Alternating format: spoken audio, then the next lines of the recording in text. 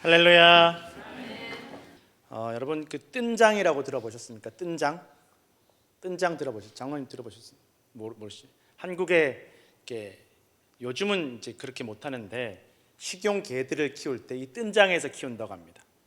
철망으로만 만든 개 사육장인데 말 그대로 이제 바닥에 안 놓고 공중에 띄워서 이렇게 철망으로만 방을 만든 거예요. 방이라고 하기도 그렇고 그냥 철망으로 가둬 놓은 거죠.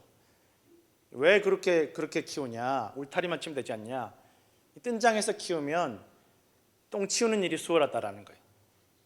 그냥 싸면 밑으로 다 떨어지고 그냥 삽으로 퍼서 하면 되니까. 안 그러면 또 이렇게 복잡하니까. 그래서 뜬장에서 개를 많이 기르는 일들이 많이 있다라고 합니다.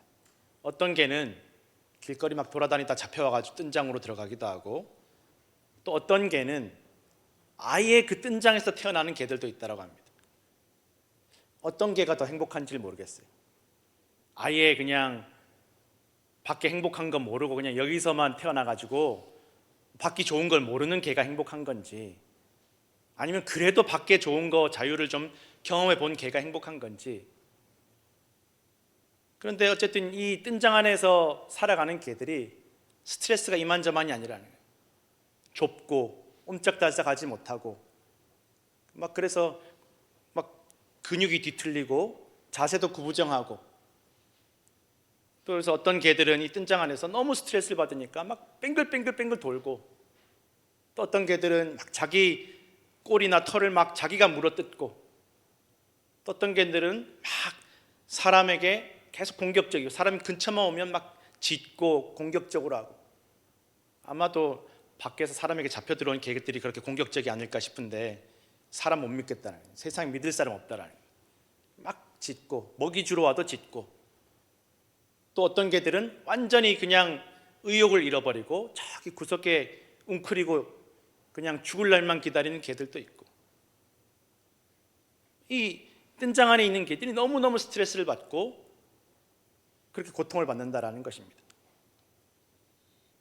그 안에 살아가면서도 이 스트레스와 고통을 받는데, 또 이 개들을 이제 꺼내서 좀 자유롭게 살게 하거나 또는 좋은 가정 입양을 해서 반려견으로 살게 해주려는 사람들이 다가왔을 때 이 개들을 뜬장 안에서 꺼내는 것도 보통 일이 아니라는 거예요. 안 나온다라는 거예요. 무기력하게 구석에 웅크리고 있던 개도 이 뜬장 나가면 큰일 날 줄 알고 막 뜬장 붙잡고 안 나가려고 애를 쓴다라는 거예요. 아니 너 좀 자유롭게 잘 살게, 이제는 좀 사랑받으며 살게 해주려고 꺼내주려고 하는데 안 나온다라는 거예요. 안 나온다라는 거예요. 그리고 막 자기 구조해 주려고 하는 사람에게 막 짖고 물고 막 그냥 난리를 부리는 거예요. 안 나온다는 거예요. 나와서도 문제라고, 나와서도 적응을 잘 못한다라고 합니다. 나와서 좀 그렇게 억지로 끌어내서 밖에 두면 여전히 뜬장으로 자꾸 돌아가려고 그러고, 뜬장 안에서 사는 것처럼 딱 뜬장의 넓이만큼만 움직인다라는 거예요.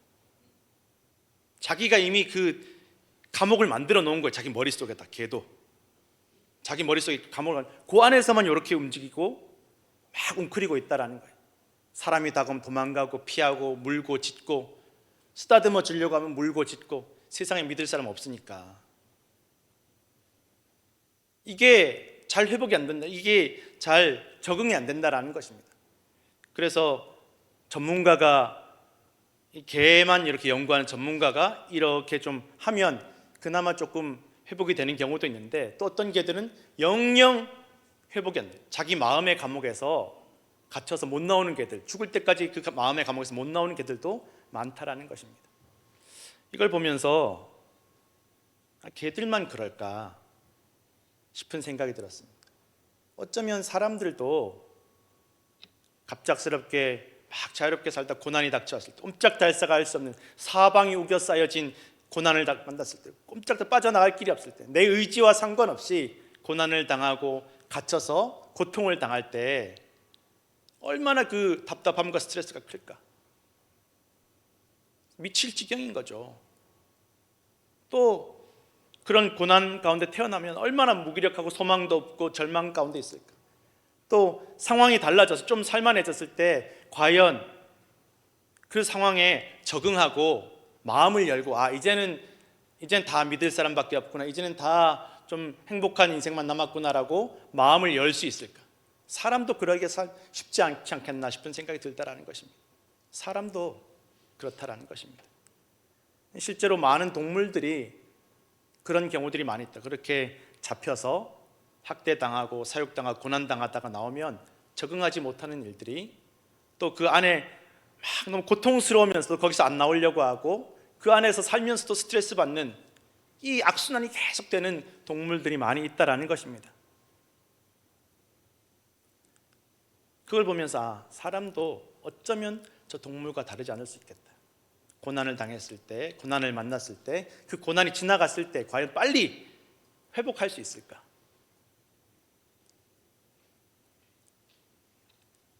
나중에 자유를 얻어도 상황이 바뀌어도 그 마음의 상처, 마음의 감옥에서 나오지 못하는 일들이 사람도 많다라고 합니다.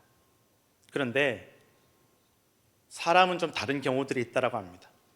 이 고난을 만났을 때, 고난 가운데 오히려 그 감옥 같은, 뜬장 같은 그 고난 속에서 더 기뻐하고 감사하고 노래하고 고난 가운데 더 성장하고 더 성숙하고 형통함과 자유를 누리는 일들이 있다라는 것입니다. 사람만 그런 경우가 있다라는 것입니다. 어떻게 그럴 수 있나? 성경에도 나오지 않습니까? 바울이 감옥 안에 찬송 부르는 거예요. 자기 감옥에 가두고 그 감시하는 간수를 용서하고 그에게 복음을 전하는 것입니다. 철로역정이라는 책 혹시 들어보셨습니까? 철로역정 책 들어보셨습니까? 읽어보셨냐고는 묻지 않겠습니다. 그런데 꼭 읽어보시면 좋겠습니다. 물론 성경도 꼭 읽으셔야 되지만 이 철로역정이라는 책 꼭 집에서 좀 그냥 당장 보지 않더라도 좀 꽂아 놓으시고 짬날 때 꼭 우리가 신앙생활 하는데 꼭 한번 읽어보시면 좋겠다 싶은 책이 철로역정입니다. 세계의 수많은 사람들이 철로역정 때문에 변화되고 거듭난 일들이 얼마나 많이 있었는지 모르겠어요. 신앙생활 교회 다니는 분들이나 안 다니는 분들이 이 철로역정 통해서 많은 은혜를 경험하게 되었다는 것입니다. 이 철로역정이라는 유명한 책을 쓴 존 버년 목사님은 제대로 된 교육을 한 번도 받지 못한 분입니다. 정상적 학교 교육도 받아본 적이 없습니다. 단 한 번도 학교를 제대로 다녀본 적이 없는 사람입니다. 이분은 영국의 가난한 땜장이의 아들로 태어났습니다. 땜장이라고 하면 이제 뭐 가마솥 같은 거 쇠란 옷으로 만든 것들을 떼우고 수리하는 아주 낮은 계층, 가난한 집안입니다. 그래서 어차피 신분이 있고 돈도 없고 하니까 이 아버지는 애초부터 자식들에게 교육을 시킬 생각이 없었어요. 배워봐야 뭐하냐, 어차피 너 신분 때문에 배워봐도 소용없고 어차피 너는 신분 때문에 뭘 해도 너는 이 땜장이 인생에서 벗어날 수 없으니까 그냥 아버지 땜장이 기술이나 일찍 어렸을 때부터 배워라. 어렸을 때부터 아버지 땜장이 일을 거들고 땜장이 일을 배웠다라는 거예요. 평생 너는 이 땜장이 일로 먹고 살다 죽어라 그러고 어렸을 때부터 아주 그냥 그렇게 자식들에게 땜장이 일을 가르쳤다라는 것입니다. 이 존 버년도 마찬가지였습니다. 어떤 소망도 희망도 나중에 내가 성공해야지, 잘 돼야지, 나중에 내가 좀 더 나은 인생을 살아야, 그런 소망 자체가 없는 인생이었다라는 것입니다. 아버지도 기대하지 않고 자기도 어떤 소망도 희망도 없는 그런 어린 시절을 보냈다라는 것입니다. 그러다 15살에 자기를 그래도 따뜻하게 사랑으로 땜장이 보조로 여기지 않고 사랑으로 자식으로 따뜻하게 대해준 그 어머니, 그 자기가 제일 가까웠던 여동생이 한 달 사이에, 며칠 사이에 다 세상을 떠났다라는 거예요. 그래도 어머니가 있어서 내가 가정에, 집에 마음 붙일 수 있고, 그래도 여동생이 있어서 내가 좀 위로받고 그랬는데, 자기 마음에 제일 위로가 되고 의지가 되던 어머니와 여동생이 한 달 간격으로 세상을 떠났습니다. 그래서 이제 막 13살 된 여동생 하나만 남겨진 거예요. 안 그래도 마음이 너무 힘들고 고통스럽고 아픈데 세상에 그렇게 어머니와 여동생 떠나고 한 달 만에 아버지가 재혼을 하신 거예요. 뭐 이런 아버지가 다 있나 싶을 정도로 이 존 버년의 마음이 다 무너진 거예요. 세상에 믿을 인간이 없구나. 죽으면 끝이구나. 어떻게든 살아야 되겠구나. 그럼 마음이 무너졌는데, 그러면 교회에서라도 어렸을 때부터 이제 유아 세례도 받고 그래도 교회는 다녔으니까. 근데 교회에 가 보니까 이 영국 왕이 이 정치적인 문제 때문에 이 영국 국왕이 인정한 그 성공회, 그 국교회 외에는 다 잡아가두고 그 누구도 국교회 외에는 설교하지 못하도록, 복음을 전하지 못하도록 수천 명의 목사님들이 잡혀가고 또 핍박받고 또 수많은 교인들이 감옥에 가고 또 사형당하는 일들이 너무나 많이 벌어졌다는 것입니다. 아이고, 어렸을 때부터 내가 교회 다니고 하나님 믿었는데 하나님도 하나님 믿는 사람들 지켜주지 못하는구나. 하나님 믿는 것 때문에 이렇게 고통당하고 감옥 가고 죽으면 하나님 왜 믿어야 되나? 막 마음도 무너지고 신앙도 무너지고 다 무너지더라는 것입니다. 그렇게 다 무너졌는데 16살 때 어머니 돌아가신, 아버지는 살아계시고 어머니 돌아가신 그 다음 해에 군대에 끌려가게 됩니다. 그래서 2년간 군 생활을 하는 가운데 자기 대신 보초를 서러 갔던 그 병사가 머리에 총을 맞아 죽는 사건을 경험하게 됩니다. 내가 저 자리에 사람 일 진짜 어떻게 될지 모르는구나. 사람 일이 이렇게, 인생이 이렇게 허무하구나. 누가 죽을지 언제 어떻게 죽을지 모르겠구나. 마음이 완전히 다 죽어버리는 거예요. 그렇게 군대를 갔다 왔는데 이 존 버니는 완전히 인간이 망가졌습니다. 영혼이 망가지고 마음이 망가지고 생각이 망가져서 나쁜 일은 다 1등인 거예요. 세상 그 동네에서 욕자라는 1등이 존 버년이었고, 세상 다른 사람들 악담하는 1등이 존 버년이었고, 세상 거짓말하는 1등이 존 버년이었고, 세상 하나님을 원망하고 욕하는 1등이 존 버년. 세상에 믿을 게 어디 있어? 사람도 못 믿고 하나님도 못 믿어. 믿을 게 어디 있어? 나도 못 믿어. 나 자신도 못 믿어. 그렇게 결혼 전까지 친구들을 데리고 다니면서 온갖 나쁜 짓 다 하는 거예요. 입에서 나오는 말 중 깨끗한 말은 하나도 없는 거예요. 항상 욕하고 항상 악담하고 항상 원망하고 벗어나오지 못합니다. 어른이 되었지만 벗어나지 못합니다. 그런데 그러다가 이제 결혼을 하게 되었는데, 결혼하게 된 이 부인이 너무 믿음이 좋은 거예요. 그래서 묵묵하게 이 존 버년을 옆에서 보살피고 가정을 꾸리고, 또 이 존 버년이 막 그렇게 사고를 치고 다녀도 기도하고 믿음으로, 그래도 여보 우리 나 봐서라도 교회 한번 가자고. 그렇게 믿음 좋은 아내를 만나 이 존 버년이 조금씩 변해가게 됩니다. 가랑비에 옷 젖어가듯이 한 번에 싹 바뀐 것이 아니라 조금씩 자기도 모르게, 그 누구도 잘 알지 깨닫지 못하게 조금씩 마음이 열리고 변화되기 시작하더라는 것입니다. 그렇게 이 믿음 좋은 부인과의 사이에 4명의 자녀를 두었는데, 첫째 딸이 태어나면서부터 앞이 보이잖아요. 이 존 버년이 첫째 딸 눈이 보이지 않는 이 아이에 얼마나 사랑을 많이 쏟는지, 아픈 손가락이니까 너무너무 사랑을 쏟고 애정을 쏟는데, 그렇게 조금씩 이 아픈 자녀를 위해서 기도하고 나머지 자녀들을 위해서 가정을 돌보고 믿음 좋은 아내와 함께 가정을 꾸려가고 있는데, 그러면 그렇게 해서 이제는 좀 행복하게 살았으면 좋겠는데, 그 부인이 세상을 먼저 떠난 거예요. 이제 첫째 딸이 10살도 되지 않았는데, 다 4명의 자식들이 다 10살도 되지 않았는데 이 부인이 먼저 세상을 떠났습니다. 그때까지도 이 존 버년은 부인 따라서 교회를 왔다 갔다 했지만, 자기가 예수 믿는다고 그리스도인이라고 안 믿었고 사람들에게 나는 예수 믿는 사람 아니라고, 나는 그리스도인이 아니라고 말하고 다녔다라는 것입니다. 그렇게 말하고 다니고 교회에 와서도 난 그리스도인이 아니라고, 그런데도 그렇게 말하고 다니고 그렇게 행동하고 다니는데도 그 교회 목사님이 이 존 버년을 성도로, 그리스도인으로 인정해주고 대우해주더라는 것입니다. 그 부인과 이 목사님 덕분에 이 존 버년이 계속 조금씩 계속 마음이 열리고 변해갔다라는 것입니다. 그런데도 여전히 혼란스럽고 두려웠다라는 것입니다. 계속 유혹이 다가오고, 스스로 나는 자꾸 마음이 열릴수록, 변해갈수록 나는 용서받지 못할 죄인이고, 나는 감히 하나님 앞에 나갈 수 없고, 나는 이미 나는 죄인이라서 나는 뭘 해도 이제는 안 되는 인생이라고, 어쩌면 그래서 부인이 먼저 떠났을지도 모르겠다고 절망 가운데 스스로 만든 그 감옥 속에서 나오지 못하는 것입니다. 그 머릿속으로 그런 생각과 유혹이 자꾸 드는 거예요.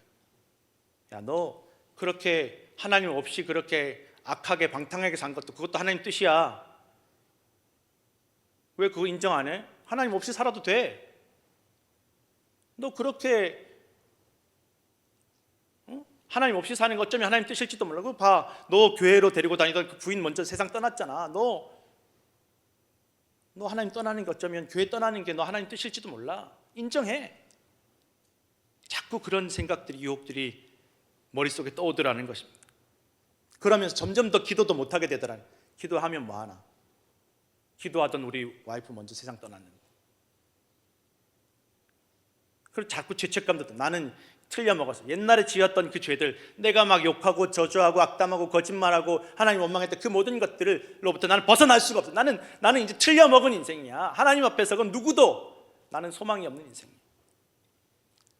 그렇게 절망 가운데 살아가고 있는데 어느 날 이렇게 들판을 혼자서 걸어가고 있는데 갑자기 그런 음성을 들었다라는 거예요. 존, 너는 자격이 없고 공로가 없고 너는 의로운 인생이 아니고 너는 의롭지 못하지만 너의 의는, 너의 자격과 공로는 땅에 있고 너에게 있는 것이 아니라 하늘에 있다. 어제나 오늘이나 변함없이 너를 사랑하시는 예수 그리스도 십자가 보혈에 너의 공로가 있고 너의 의로움이 있다.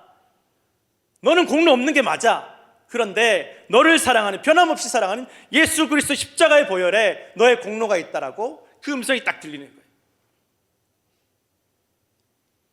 딱 그 깨달음이 찾아오고 나니까 자기를 그동안 얽매이고 있던 모든 고통의 족쇄에서 풀려나게 되더라고요.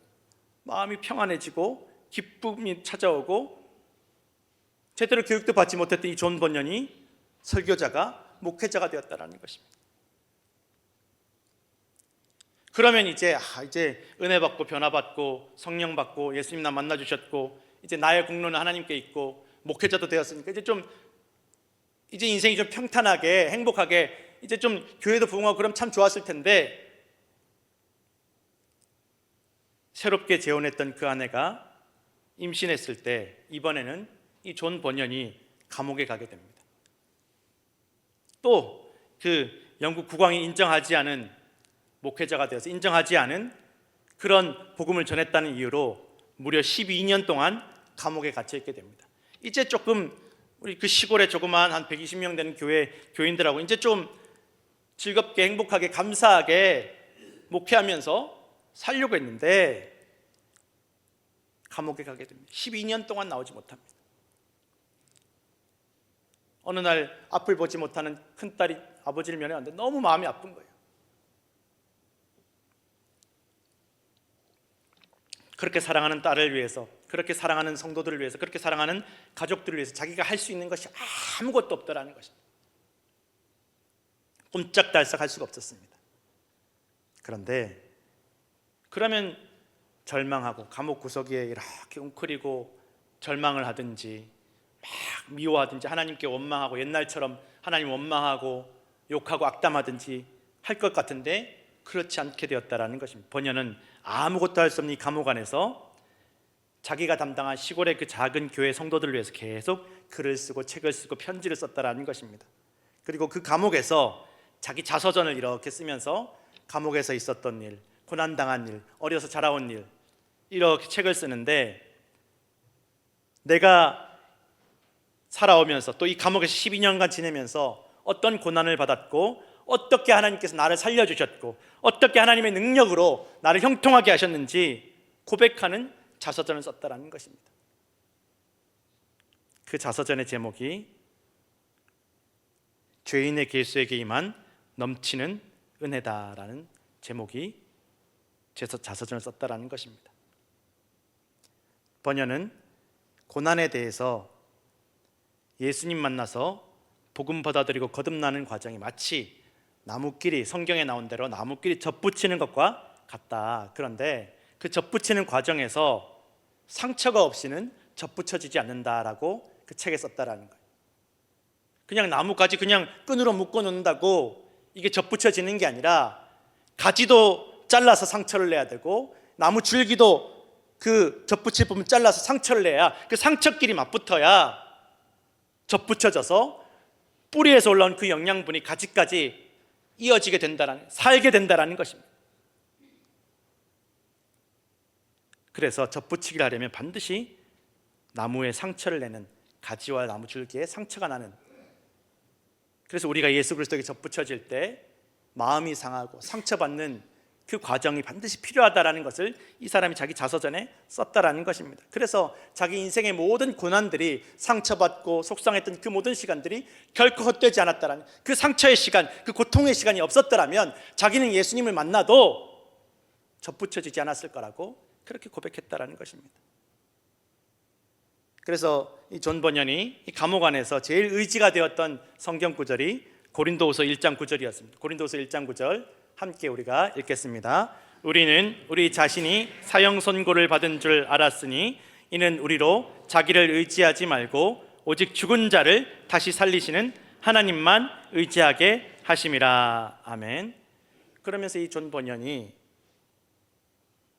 우리가 고난을 잘 받으려면, 고난을 안 받으려면이 아니라 고난을 잘 받으려면, 이 고난을 잘 감당하려면 이 땅의 모든 일들에 대해서 사형 선고를 내린 것을, 사형 선고가 내려졌다는 것을 인정해야 된다고 이야기합니다. 고난 가운데서 나 자신에 대해서, 내 아내와 자녀들에 대해서, 내 건강과 기쁨과 그 밖의 모든 것들에 대해서 사형 선고 받은 것으로 인정하고 받아들여야 된다는 것입니다.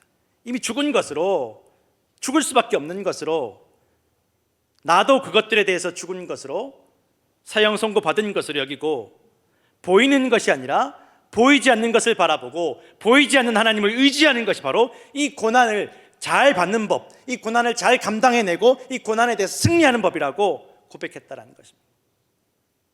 그러면서 번연은 감옥에 갇혀 있는 동안 아내와 자식들에 대해서 너무 감사하고 기뻐하고 나는 하나님께서 내게 주신 은혜가 너무 좋다라고 그렇게 고백할 수 있었다라는 것입니다. 그렇게 12년 만에 감옥에서 풀려나게 됩니다. 그런데 그러면 이제는 좀 잘 그 고난 겪었고 감옥에서도 내가 감사하고 행복하고 기뻐하고 고난을 잘 겪어냈으니까 이제는 승승장구하고 형통할 일만 남은 것 같은데 또 다시 감옥에 갇혀서 2년간 감옥에 갇힙니다. 끊이지가 않습니다. 이제 끝났겠지 싶으면 또 고난이 다가오고, 다시 2년간 갇힌 감옥에서 또 존 번연은 옛날처럼 악담하고 불평하고 원망하고 그렇게 한 것이 아니라 이 2년 동안 이 철로 역정을 집필했다라는 것입니다. 세계의 수많은 분들이 이 책을 읽고 신앙생활이 뭔가, 믿음 생활이 뭔가, 예수 따르는 길이 뭔가를 깨닫게 되고 영접하고 신앙을 가진 분들도 거듭나는 체험을 하게 되더라는 것입니다. 자기는 그저 이 자기가 목회하는 그 시골의 작은 120명 교회 성도들을 위해서 또 자기 가족들을 위해서 쓴 책인데 이것이 세상을 풍요롭게 하고 복음으로 풍성케 하는 능력의 책이 될 줄은 몰랐다라는 것입니다. 예수님은 낮고 낮은 땅에 하나님의 아들이시고 하나님과 동등하신 그 예수님께서 이 낮고 낮은 땅에 내려오셨습니다. 예수님께는 어쩌면 유배지이고 감옥과도 같고 뜬장과도 같은 이 세상 속으로 하나님 아버지의 뜻에 순종하시기 위해서 내려오셨고 끝까지 순종하셨습니다. 세상과 사람들에게 무시당하며 손가락질 당하며 자랐습니다. 저 목수의 아들, 저 가난한 인간, 가진 것도 없고 배운 것도 없는 인간, 저 아버지가 누군지도 모르는 인간, 손가락질 받으며 자라셨고 사명을 감당하시는 동안 많은 사람들이 몰려왔다가 다 떠나가 버립니다. 많은 제자들이 있었지만 다 떠나가 버립니다. 나중에 예수님께서 12명 남은 제자들에게 너희도 가려느냐? 라고 물어보십니다. 다 도망가고 다 배신하고 예수님 십자가에 돌아가실 때까지 단 한 명도 변화되지 않았습니다.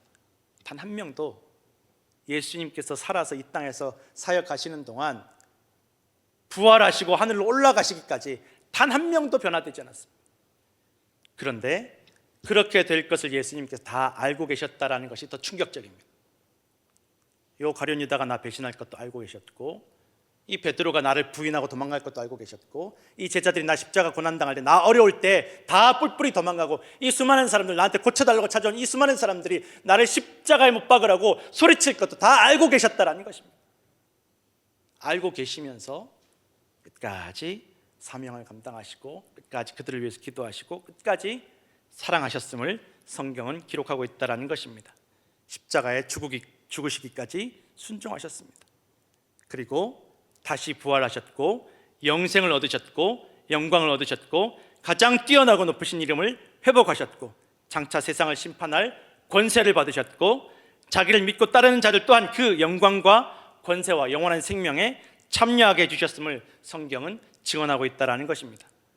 요한계시록 2장 10절 말씀 함께 읽겠습니다. 너는 장차 받을 고난을 두려워하지 말라. 볼지어다 마귀가 장차 너희 가운데에서 몇 사람을 옥에 던져 시험을 받게 하리니 너희가 10일 동안 환난을 받으리라. 네가 죽도록 충성하라. 그리하면 내가 생명의 관을 내게 주리라. 아멘.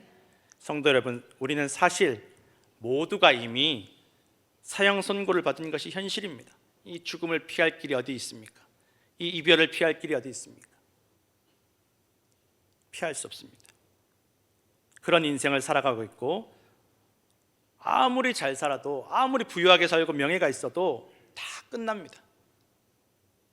어떤 희망과 소망도 없는 감옥 같은 세상과 시간을 살아가는 것처럼 보입니다. 그래서 더 날카로워지고, 더 섭섭해지고, 더 무기력해지고, 더 분노가 쌓여가는 듯합니다. 그런데 스스로 자꾸만 부정하며 살아갑니다. 아니야. 성도 여러분, 우리는 모두 믿음이 있으나 없으나 질그릇같이 약하고 천한 존재입니다. 몸도 연약하고 마음도 연약합니다. 그러나 정말 중요한 것은 이 질그릇 안에 무엇을 담는가가 더 중요한 것을 믿으시기 바랍니다. 무엇을 담으시겠습니까? 복음을 담고, 믿음을 담고, 예수 그리스도의 생명을 담으면 무슨 일을 당해도 우리는 무너지지 않고 넘어지지 않을 줄로 믿으시기 바랍니다. 2026년 새해의 성도 여러분, 무엇을 담으시겠습니까? 이 질그릇 같은 육신, 이 질그릇 같은 마음, 이 질그릇 같은 인생 가운데 무엇을 담으시겠습니까? 내 생명, 내 건강, 내 기쁨, 내 소원, 내 자식, 내 계획이 아니라 주님의 뜻, 주님의 기쁨, 주님의 은혜를 담으시고 넘치는 감사를 담으시고, 무슨 일을 만나도, 무슨 말을 들어도 넉넉히 이겨내시고 승리하시는 성도들 되시기를 간절히 축원합니다.